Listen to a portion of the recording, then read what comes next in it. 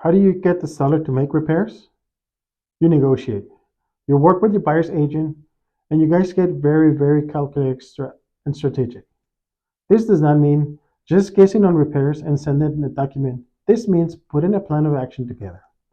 First, it's a chess match.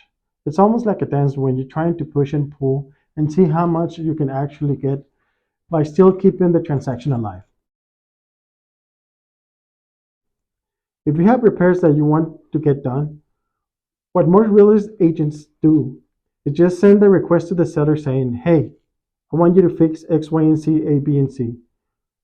But they don't give you the invoices or exact information. They say, the water heater is broken, I want to replace it with a new one, and I want you to repair this one. Well, if you want to be more strategic, actually get quotes to work up front with your real estate agent. Get those quotes first, and when you send that in as negotiation tactic, send it aggressively and send it in a way that makes sense for the seller.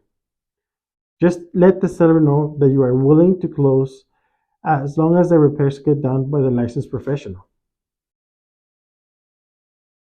You want to make sure that your buyer's agent reminds the seller that now that we uncovered those issues in their house, the seller has to disclose those issues to any future buyer.